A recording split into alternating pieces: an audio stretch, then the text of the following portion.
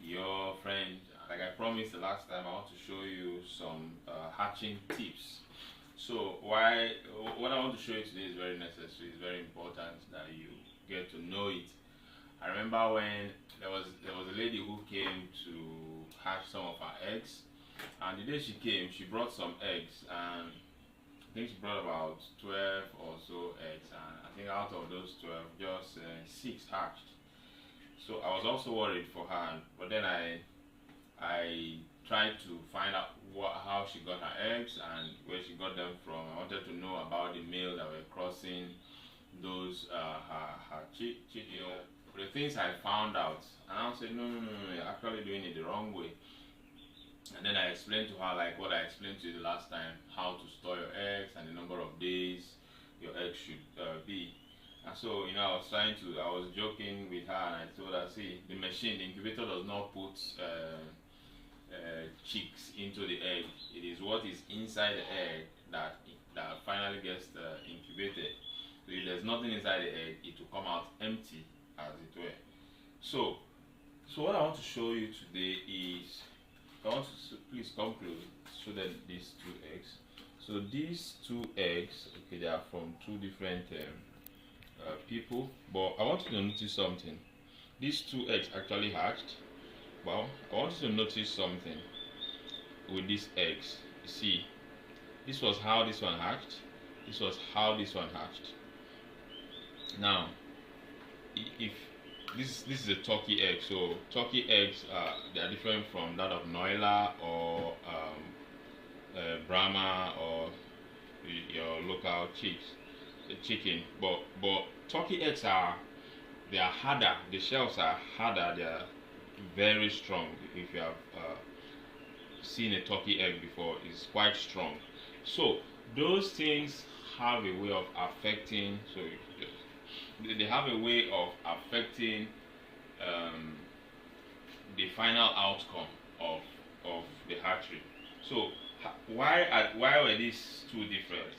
So if you notice, if it is turkey gets to stay in the incubator for 28 days. So on the 25th day is what you call lockdown. So the eggs are kept on lockdown, and from that day you begin to see what is called peeping. So they bring out their beak, and then they start breaking the egg bit by bit, and that can go on for as much as 8 hours before they finally break ground. And so if you see this was a normal hatching. This the chick here broke through this whole shell, so it was not that strong for it. But if you notice this, when it came out, this layer of the egg was too strong for it. It was not able to break out of it. And if depends on the kind of incubator you are using. Next time I'm going to talk about incubator, the machine, on how you should choose the machine. But depending on the kind of machine you use, so the one I use you can see through, so you can see what is happening inside. Now, if you're not seeing this thing, the chick, because it's due for hatching, and then is not able to break out, so it's not even peeping at all. What happens is that after some time, because of this trying to break out of the egg and being unable to do so, the chick will get drowned and die inside the egg. So when you open the egg after maybe the number of days you're supposed to have removed the egg, and then you check, you see that it was fully formed, but it's dead, and it couldn't come out. And that's because the shells were too strong for it. It was not able to break out of it.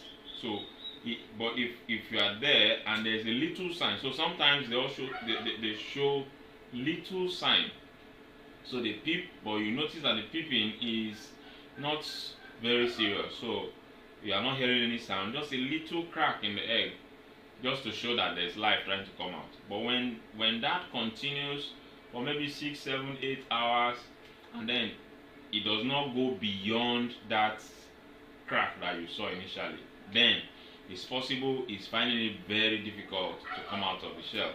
So at that point you may need a little help.